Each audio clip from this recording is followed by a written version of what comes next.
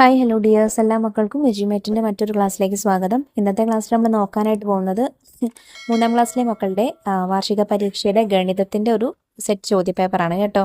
ക്ലാസ്സിലേക്ക് കിടക്കുന്നതിന് മുന്നേ ഈ ചാനൽ ആദ്യമായി കാണുന്നവരാണെങ്കിൽ ഒന്ന് സബ്സ്ക്രൈബ് ചെയ്ത് സപ്പോർട്ട് ചെയ്യാൻ മറക്കരുത്. അതുപോലെ വീഡിയോ നിങ്ങളുടെ കൂട്ടുകാരിലേക്കൂടെ ഒന്ന് ഷെയർ ചെയ്ത് കൊടുക്കണേ. നിങ്ങൾക്ക് ആവശ്യമുള്ള 3ാം ക്ലാസ്സിലെ മറ്റു വിഷയങ്ങളുടെ videos, question papers, STD 3 question papers എന്നുള്ള പ്ലേലിസ്റ്റിൽ ലഭ്യമാണ് കേട്ടോ. അപ്പോൾ ശരി, നമുക്ക് നേരെ ക്ലാസ്സിലേക്ക് കടക്കാം. പ്രവർത്തനം 1, സമ്മാനം. ജ്വാല ക്ലബ്ബ് പുതുവർഷാഘോഷത്തിന് പ്രസംഗ മത്സരം നടത്തി. വിവിധ വിഭാഗങ്ങളിലായി 4 പേർ വിജയികളായി. വിജയികൾക്ക് 500 രൂപ വീതമാണ് സമ്മാനം. സമ്മാന കവറിൽ വയ്ക്കാനായി എടുത്ത നോട്ടുകളും അവയുടെ എണ്ണവും എഴുതിയ പട്ടിക നോക്കൂ. വിട്ട ഭാഗം പൂരിപ്പിക്കുക. അപ്പോൾ നമുക്കിവിടെ 4 കവറുകൾ, പിന്നെ ഓരോ നോട്ടുകൾ, എത്ര രൂപയുടെ നോട്ടുകൾ വീതമാണ്, നോട്ടുകളുടെ എണ്ണം എത്ര എണ്ണം ഉണ്ടായിരിക്കും എന്നാണ് ചോദ്യം. അപ്പോൾ എങ്ങനെയാണ് മക്കളെ, നോക്കൂ. 100 രൂപ നോട്ടുകൾ മാത്രമാണെങ്കിൽ ആകെ 500 രൂപയാണ് ആവേണ്ടത്. അപ്പോൾ 100 രൂപ മാത്രമാണെങ്കിൽ എത്ര നൂറുകൾ ചേർന്നതാണ് 500? 100നോട് എന്ത് വെച്ച് ഗുണിക്കുമ്പോഴാണ് 500 കിട്ടുക എന്ന് നോക്കിയാൽ മതി. 100 ഗുണിക്കണം 5 ആണ് 500. അതുകൊണ്ട് 5 100 രൂപ നോട്ടുകൾ ഉണ്ടായിരിക്കും. ഇനി 10 രൂപ നോട്ടുകളാണെങ്കിലോ, 10 രൂപ നോട്ടുകൾ മാത്രമാണെങ്കിലോ ഏത് സംഖ്യയെ 10 കൊണ്ട് ഗുണിക്കുമ്പോഴാണ് 500 കിട്ടുക എന്ന് നോക്കുക. 10നെ 50 കൊണ്ട് ഗുണിക്കുമ്പോഴാണ് 100 വരിക. അതുകൊണ്ട് 50 10 രൂപ നോട്ടുകൾ ഉണ്ടായിരിക്കും. 3ാമത്തെ കവറിൽ 100 രൂപ നോട്ടുകളും 50 രൂപ നോട്ടുകളും ഉണ്ട്. 100 രൂപ നോട്ടുകൾ 4 എണ്ണമായിരുന്നു ഉണ്ടായിരുന്നത്. അപ്പോൾ 4 ഗുണിക്കണം 100 സമം 400 ആണ്. 50 രൂപ നോട്ടുകൾ 2 എണ്ണമാണുള്ളത്. അതായത് 2 ഗുണിക്കണം 50 സമം 100. ആകെ 400 കൂട്ടണം 100 സമം 500. 4ാമത്തെ കവറിൽ 3 തരം നോട്ടുകൾ ഉണ്ട്. അപ്പം നിങ്ങൾക്ക് ഇഷ്ടമുള്ള തരത്തിൽ അത് പൂരിപ്പിച്ചു കൊടുക്കാം. എല്ലാം കൂടെ കൂട്ടുമ്പോൾ 500 കിട്ടണം എന്ന് മാത്രം. അപ്പം ഞാൻ ചെയ്തത് നോക്കൂ. 100 രൂപ 2 എണ്ണം ഉണ്ട്. അപ്പോൾ 2 ഗുണിക്കണം 100 200 ആയി. 50 രൂപ 4 എണ്ണം വെച്ചു. അപ്പം 4 ഗുണിക്കണം 50 200. 10 രൂപ 10 എണ്ണം വെച്ചു. 10 ഗുണിക്കണം 10 100. അപ്പം ആകെ 200 കൂട്ടണം 100 സമം 500 ആയില്ലേ. പ്രവർത്തനം 2, ക്രിക്കറ്റ് കളി. കാട്ടിൽ ക്രിക്കറ്റ് കളി നടക്കുന്നു. പാന്തേഴ്സ് ക്ലബ്ബും ടസ്കർ ക്ലബ്ബും തമ്മിലാണ് കളി. ആദ്യം ബാറ്റ് ചെയ്തത് ടസ്കർ ക്ലബ്ബാണ്. അവരുടെ സ്കോർ നോക്കൂ. ജാങ്കോ ആന 125 റൺസ്, മുട്ടൻ സിംഹം 109 റൺസ്, സ്പീഡി കുതിര 75 റൺസ്. ഇപ്പോൾ ടീം പാന്തേഴ്സ് ക്ലബിലെ ജമ്പൻ പുലി 120 റൺസും ട്രിക്കി കുറുക്കൻ 92 റൺസും എടുത്ത് ബാറ്റ് ചെയ്യുകയാണ്. ചോദ്യം എ, ടസ്കർ ക്ലബ്ബ് ആകെ എത്ര റൺസ് നേടി? അപ്പോൾ എന്താ ചെയ്യേണ്ടത് മക്കളെ? ആ 3 പോയിന്റ്സും കൂടെ കൂട്ടണം. നോക്കൂ. ജാങ്കോ ആന 125 റൺസും, മുട്ടൻ സിംഹം 109 റൺസും, സ്പീഡി കുതിര 75 റൺസുമാണ് ആകെ എടുത്തത്. അപ്പോൾ ഇത് 3ഉം കൂടെ നമുക്ക് കൂട്ടാം. ആദ്യം നമുക്ക് 125ഉം 109ഉം തമ്മിൽ കൂട്ടാം. 5 കൂട്ടണം 9 14 4 ഇട്ട് 1 നമ്മൾ തൊട്ടപ്പുറത്തേക്ക് ശിഷ്ടം കൊടുക്കുന്നു. 2 കൂട്ടണം 0 2 ഈ 2ലേക്ക് 1 കൂടെ കൂട്ടുമ്പോൾ 3. 1 കൂട്ടണം 1 2. അപ്പോൾ 234 റൺസ്. ഇനി അതിലേക്ക് 75 കൂടെ കൂട്ടണം. 234 കൂട്ടണം 75. 4 കൂട്ടണം 5 9. 3 കൂട്ടണം 7 10. 0 ഇട്ടു 1 നമ്മൾ അപ്പുറത്തേക്ക് കൊടുത്തു. പിന്നെ 2 കൂട്ടണം 1 3. അപ്പോൾ ആകെ 309 റൺസ് എടുത്തത്. ചോദ്യം ബി, പാന്തേഴ്സ് ക്ലബിന് ഇപ്പോൾ എത്ര റൺസ് ഉണ്ട്? പാന്തേഴ്സ് ക്ലബിന് ഇപ്പോൾ ആകെ ആയത് ജമ്പൻ പുലിയുടെ 120 റൺസും ട്രിക്കി കുറുക്കൻ്റെ 92 റൺസുമാണ്. അത് രണ്ടും കൂടെ നമുക്ക് കൂട്ടാം. 0ലേക്ക് 2 കൂട്ടിയാൽ 2, 2ലേക്ക് 9 കൂട്ടിയാൽ 11. 1 ഇട്ട് കൊടുത്തു. ശിഷ്ടമോ നമ്മൾ അപ്പുറത്തേക്ക് എടുത്തു. 1 1 2. അപ്പോൾ ആകെ 212 റൺസാണ് ആയത്. ചോദ്യം സി, പാന്തേഴ്സ് ക്ലബിന് ജയിക്കാൻ ഇനി എത്ര റൺസ് കൂടെ വേണം? ടസ്കർ ക്ലബ്ബ് എടുത്തത് 309 അപ്പോൾ 310 എടുത്താലാണ് പാന്തേഴ്സ് ക്ലബിന് ജയിക്കാനായിട്ട് സാധിക്കുക. 309 എടുത്താൽ രണ്ടും സമനിലയേ ആവുകയുള്ളൂ. 310 എടുത്താലേ പാന്തേഴ്സ് ക്ലബ്ബ് ജയിക്കുകയുള്ളൂ. അപ്പോൾ എന്താ ചെയ്യേണ്ടത് മക്കളെ? 212ലേക്ക് എത്ര കൂട്ടിയാലാണ് 310 ആവുക എന്ന് നോക്കുക. അല്ലെങ്കിൽ 312ൽ നിന്ന് 310ൽ നിന്ന് 212 കുറച്ച് നോക്കുക. 0ൽ നിന്ന് 2 കുറയ്ക്കാനായിട്ട് പറ്റില്ല. അപ്പോൾ തൊട്ടടുത്തുള്ള 1ൽ നിന്ന് നമ്മളൊന്ന് കടമെടുത്തു. 10ൽ നിന്ന് 2 കുറച്ചാൽ 8. ഈ 1 0 ആയിട്ടുണ്ട്. 0ൽ നിന്ന് 1 കുറയ്ക്കാൻ പറ്റില്ല. അപ്പോൾ 3ൽ നിന്ന് നമ്മൾ 1 കടമെടുത്തു. 10 കുറയ്ക്കണം 1 സമം 9. അപ്പോൾ 98 റൺസ് എടുത്താൽ അവർക്ക് ജയിക്കാനായിട്ട് സാധിക്കും. പ്രവർത്തനം 3 അളവെഴുതാം. ചോദ്യം എ. ചിത്രത്തിൽ കാണുന്ന അളവ് പാത്രങ്ങൾ കൊണ്ടും തൂക്കക്കട്ടി കൊണ്ടും അളക്കുമ്പോൾ കിട്ടുന്ന അളവും യൂണിറ്റും എഴുതി പട്ടിക പൂർത്തിയാക്കുക. ആദ്യത്തേത് നോക്കൂ, നമ്മൾ 2 തവണ അളന്നപ്പോൾ 10 മില്ലിമീറ്റർ ആണ് കിട്ടിയത്. രണ്ടാമത്തേത് 200 മില്ലിമീറ്ററിൻ്റെയാണ്, അത് 4 തവണ അളന്നു. അപ്പോൾ 200 കൂട്ടണം 200 കൂട്ടണം 200 കൂട്ടണം 200 അല്ലേ? ആകെ എത്രയാണ്? അല്ലെങ്കിൽ 4 ഗുണിക്കണം 200 ചെയ്യുക, 800 മില്ലിലിറ്റർ കിട്ടും. പിന്നെ 1 ലിറ്റർ 3 തവണ അളന്നു. അപ്പോൾ 1 ഗുണിക്കണം 3 സമം 3 ലിറ്റർ കിട്ടും. അവസാനത്തേത് 500 ഗ്രാം 4 തവണ അളന്നു. അതായത് 4 ഗുണിക്കണം 500 സമം 2000 ഗ്രാം കിട്ടും. അത് എത്ര കിലോഗ്രാം ആണ്? 1000 ഗ്രാം ആണ് 1 കിലോഗ്രാം. ഇപ്പം 2000 ഗ്രാം എന്ന് പറയുമ്പോൾ 2 കിലോഗ്രാം.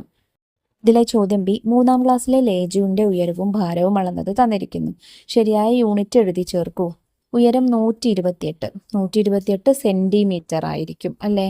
ഭാരം 35 കിലോഗ്രാം. പ്രവർത്തനം 4 പച്ചക്കറിത്തോട്ടം. മിലന്റെ സ്കൂളിലെ പച്ചക്കറിത്തോട്ടത്തിൽ നിന്നും ഇന്ന് ലഭിച്ച പച്ചക്കറികളുടെ ചിത്രമാണ് ചുവടെ കൊടുത്തിരിക്കുന്നത്. ചോദ്യം എ. ഓരോ പച്ചക്കറിയും എത്ര എണ്ണമെന്ന് പട്ടികയിൽ എഴുതൂ. അപ്പം ഇത് തെറ്റാതെ കറക്റ്റായിട്ട് എണ്ണി നോക്കി തന്നെ മക്കളെ എഴുതണം കേട്ടോ. നമുക്കിവിടെ പച്ചക്കറിയുടെ പേര് എണ്ണം എന്നാണ് പട്ടികയിൽ തന്നിരിക്കുന്നത്. ആദ്യം മത്തങ്ങ എത്ര എണ്ണം ഉണ്ട് മക്കളെ? മുകളിൽ കാണിച്ചിരിക്കുന്നതാണ് മത്തങ്ങ. 1 2 3 4 5 6 7 മത്തങ്ങ. തക്കാളി ദേ ഏറ്റവും അവസാനമുള്ളതാണ്. 1 2 3 4 5 6 7 8 തക്കാളികൾ. വെണ്ടയ്ക്ക 1 2 3 4 5 6 7 8 9 10 വെണ്ടയ്ക്കകൾ. ഉരുളക്കിഴങ്ങ് നോക്കൂ, മുകളിലുള്ളതാണ് ഉരുളക്കിഴങ്ങ്. 1 2 3 4 5 6 ഉരുളക്കിഴങ്ങുകൾ. അവസാനത്തേത് ഉള്ളി. എത്ര ഉള്ളികളുണ്ട്? 1 2 3 4 5 6 7 ഉള്ളികളാണ് ഉള്ളത്. ഇതിലെ ചോദ്യം ബി. ഒരേ എണ്ണം കിട്ടിയ പച്ചക്കറികൾ ഏതൊക്കെ? മത്തങ്ങയും ഉള്ളിയുമാണ്. രണ്ടും 7 എണ്ണം വീതമാണ് ഉള്ളത്. ചോദ്യം സി. പട്ടികയെ അടിസ്ഥാനമാക്കി ഒരു ചോദ്യം തയ്യാറാക്കുക. നിങ്ങൾക്ക് ഇഷ്ടമുള്ളത് എഴുതാം. ഞാൻ എഴുതി നോക്കൂ. മിലന്റെ സ്കൂളിൽ നിന്നും ഇന്ന് ലഭിച്ച ആകെ പച്ചക്കറികളുടെ എണ്ണം എത്ര? അപ്പം ഇതെല്ലാം കൂടെ കൂട്ടി നോക്കിയാൽ അതിനുള്ള ഉത്തരം നമുക്ക് കിട്ടും. അതല്ല എന്നുണ്ടെങ്കിൽ നിങ്ങൾക്ക് ഏറ്റവും കൂടുതൽ കിട്ടിയ പച്ചക്കറി ഏത്, അല്ലെങ്കിൽ ഏറ്റവും കുറവ് ലഭിച്ച പച്ചക്കറി ഏത്, അങ്ങനെയൊക്കെ ചോദ്യമായിട്ട് എഴുതാം കേട്ടോ. പ്രവർത്തനം 5 കാർഡ് കളി. അജയും മിലനും കാർഡ് കളിക്കുകയാണ്. പെട്ടിയിൽ നിന്നും 24 കാർഡ് എടുത്ത് തുല്യമായി വീതിച്ച് കളി തുടങ്ങി. ചോദ്യം എ. ഓരോരുത്തരുടെയും കയ്യിൽ എത്ര കാർഡുകളുണ്ട്? അപ്പം ആകെ 24 കാർഡുകളായിരുന്നു ഉണ്ടായിരുന്നത്. അതിന് തുല്യമായി വീതിച്ചു എന്ന് പറഞ്ഞാൽ 2 പേർക്കും ഒരേ എണ്ണം കാർഡ് കിട്ടിയല്ലേ? അഥവാ 24ൻ്റെ പകുതി കണ്ടാൽ മതി. 24 ഹരിക്കണം 2 ചെയ്യുക. അല്ലെങ്കിൽ ഏത് സംഖ്യയുടെ ഇരട്ടി കണ്ടാലാണ് നമുക്ക് 24 കിട്ടുക എന്ന് നോക്കുക. 2 ഗുണിക്കണം 12 ആണ് 24. അല്ലെങ്കിൽ 12 കൂട്ടണം 12 ആണ്. ഒരു സംഖ്യയോട് ആ സംഖ്യ തന്നെ കൂട്ടിയാലാണ് നമുക്ക് ഇരട്ടിയായി എന്ന് പറയുക. അപ്പോൾ 2 പേർക്കും കിട്ടിയ കാർഡുകളുടെ എണ്ണം 12 ആണ്. ഇനി ഇതിലെ ചോദ്യം ബി നോക്കൂ. ഒരു കളി കഴിഞ്ഞപ്പോൾ 2 കൂട്ടുകാർ കൂടി വന്നു. അവർ എല്ലാവരും കൂടി പുതിയ കളി തുടങ്ങാൻ കാർഡുകൾ വീണ്ടും തുല്യമായി വീതിച്ചു. ഇപ്പോൾ ഓരോരുത്തരുടെയും കയ്യിൽ എത്ര കാർഡുകൾ ഉണ്ടാകും? ആകെ കാർഡുകൾ 24 ആണ്. അതിനെ 4 പേർക്ക് തുല്യമായി വീതിക്കണം. അതായത് 24 ഹരിക്കണം 4 ചെയ്യണം. അല്ലെങ്കിൽ 4നെ എന്തുകൊണ്ട് ഗുണിക്കുമ്പോഴാണ് നമുക്ക് 24 കിട്ടുക എന്ന് നോക്കുക അല്ലേ? 4നെ 6 കൊണ്ട് ഗുണിക്കുമ്പോഴാണ്. 4 ഗുണിക്കണം 6 അല്ലെങ്കിൽ 6 ഗുണിക്കണം 4 24. അതുകൊണ്ട് ഓരോരുത്തർക്കും 6 എണ്ണം വീതം കിട്ടിയിട്ടുണ്ടായിരിക്കും. ഇതിലെ ചോദ്യം സി. കുറച്ചു നേരം കഴിഞ്ഞപ്പോൾ 4 പേർ കൂടി വന്നു. പെട്ടിയിൽ നിന്നും 24 കാർഡ് കൂടി എടുത്തു. നേരത്തെയുള്ള കാർഡിനോട് ചേർത്ത് വെച്ചു. പുതിയ കളി തുടങ്ങാൻ കാർഡുകൾ തുല്യമായി വീതിച്ചു. ഇപ്പോൾ ഓരോരുത്തരുടെയും കയ്യിൽ എത്ര കാർഡുകൾ ഉണ്ടാകും? ശരിയായ ഉത്തരത്തിന് ടിക്കിടുക. അപ്പോൾ ആകെ കാർഡുകൾ എന്ന് പറയുന്നത് എത്രയായി മക്കളെ? ആദ്യത്തെ 24ഉം ഇപ്പോൾ രണ്ടാമത് എടുത്ത 24. 24 കൂട്ടണം 24 ആകെ 48 കാർഡുകളായി. ആകെ കുട്ടികൾ എത്ര പേരായി? ആദ്യം 4 പേരായിരുന്നു, പിന്നെ വീണ്ടും 4 പേർ കൂടെ വന്നു. അതായത് 48ഉം 8ഉം 48 കാർഡുകളാണ് ആകെ ഉള്ളത്. ആകെ വേണ്ട കുട്ടികൾ 8 പേര്. അപ്പോൾ 8 പേർക്ക് ഈ 48 കാർഡ് തുല്യമായി വീതിക്കണം എന്നാണ് നമ്മളോട് പറഞ്ഞിട്ടുള്ളത്. 48 ഹരിക്കണം 8 ചെയ്യണം. അല്ലെങ്കിൽ 8നോട് എന്ത് ഗുണിക്കുമ്പോഴാണ് നമുക്ക് 48 കിട്ടുക എന്ന് നോക്കുക. 8 ഗുണിക്കണം 6 ആണ് 48. അതായത് 48 ഹരിക്കണം 8 സമം 6 ആണ്. അപ്പോൾ ഓരോരുത്തർക്കും 6 കാർഡ് വീതമായിരിക്കും കിട്ടിയിട്ടുണ്ടായിരിക്കുക. പ്രവർത്തനം 6 സമയം എത്ര? ചോദ്യം എ. ക്ലോക്കിലെ സമയം എഴുതിയും സൂചികൾ വരച്ചു ചേർത്തും പട്ടിക പൂർത്തിയാക്കുക.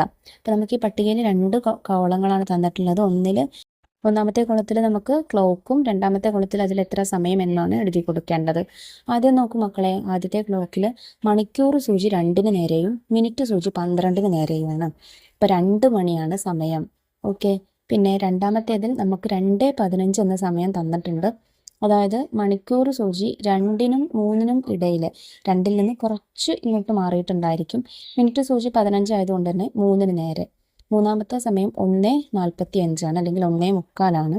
അപ്പോൾ മണിക്കൂർ സൂചി 1-നും 2-നും ഇടയിലായിരിക്കും. 1-ൽ നിന്ന് വിട്ട് 2-ലേക്ക് എത്താറായിട്ടുണ്ടായിരിക്കും മണിക്കൂർ സൂചി. മിനിറ്റ് സൂചി 9-ന് നേരെ ആയിരിക്കും. ചെങ്ങന്നൂരിലെ അമ്മാവൻ്റെ വീട്ടിലേക്ക് പോകാനായി തൻവി വർക്കലയിൽ നിന്നും ട്രെയിൻ കയറി. 3:30-ന് യാത്ര തുടങ്ങിയ ട്രെയിൻ അരമണിക്കൂർ കഴിഞ്ഞപ്പോൾ കൊല്ലത്തും വീണ്ടും 1 മണിക്കൂർ കഴിഞ്ഞപ്പോൾ ചെങ്ങന്നൂരിലും എത്തി. ചോദ്യം ബി, ട്രെയിൻ കൊല്ലത്തെത്തിയ സമയം എത്ര? അപ്പോൾ ചിന്നു വീട്ടിൽ നിന്ന് പുറപ്പെട്ട സമയം 3:30-നാണ് അല്ലേ? 3:30-നാണ് ട്രെയിൻ എടുത്തത്. അവിടെ നിന്ന് അരമണിക്കൂർ കഴിഞ്ഞപ്പോൾ കൊല്ലത്തെത്തിയെന്ന് പറഞ്ഞിട്ടുണ്ട്. അരമണിക്കൂർ എന്ന് വെച്ചാൽ 30 മിനിറ്റ്. അപ്പോൾ 3:30-ലേക്ക് 30 മിനിറ്റ് കൂടെ കൂട്ടിയാൽ, അല്ലെങ്കിൽ അരമണിക്കൂർ കൂടെ കൂട്ടിയാൽ സമയം 4 മണി. കൊല്ലത്തെത്തിയപ്പോൾ സമയം 4 മണി. ചോദ്യം സി, ട്രെയിൻ ചെങ്ങന്നൂരിലെത്തിയ സമയം എത്ര? ഇപ്പോൾ കൊല്ലത്തെത്തിയ ശേഷം 1 മണിക്കൂർ കൂടെ കഴിഞ്ഞപ്പോൾ ചെങ്ങന്നൂരിൽ എത്തി. അതായത് 4 മണിയിലേക്ക് 1 മണിക്കൂർ കൂടെ കൂട്ടിയാൽ 5 മണി. ചെങ്ങന്നൂരിലെത്തിയ സമയം 5 മണിയാണ്. ഇത്രയും ചോദ്യങ്ങളാട്ടോ മക്കളെ നമുക്ക് ഈ സെറ്റ് ക്വസ്റ്റ്യൻ പേപ്പറിൽ നോക്കാനായിട്ടുള്ളത്. ഏകദേശം ഈ മോഡലിലായിരിക്കും നിങ്ങൾക്ക് ചോദ്യപേപ്പറൊക്കെ വരുന്നത്. ഇമ്പോർട്ടൻ്റ് ആയിട്ടുള്ള ഭാഗങ്ങളാണ് വന്നിട്ടുള്ളതൊക്കെ. നല്ലതുപോലെ മനസ്സിലാക്കിയിട്ട് പഠിച്ചു പോവുക. ഇന്നത്തെ ക്ലാസ് ഉപകാരപ്രദമായിട്ടുണ്ടെങ്കിൽ നിങ്ങളുടെ കൂട്ടുകാരിലേക്കൂടെ ഷെയർ ചെയ്യുക. അതുപോലെ 3-ാം ക്ലാസ്സിലെ മറ്റു വിഷയങ്ങളുടെ ക്വസ്റ്റ്യൻ പേപ്പേഴ്സ് കിട്ടാൻ വേണ്ടി ചാനൽ സബ്സ്ക്രൈബ് ചെയ്ത് വെക്കുക. ഇതിനെക്കുറിച്ചുള്ള അഭിപ്രായങ്ങൾ മറക്കാതെ കമൻറ്റ് ബോക്സിലൂടെ അറിയിക്കണേ. അപ്പോൾ ശരി, നമുക്ക് അടുത്ത ക്ലാസ്സിനെ വീണ്ടും കാണാം. താങ്ക്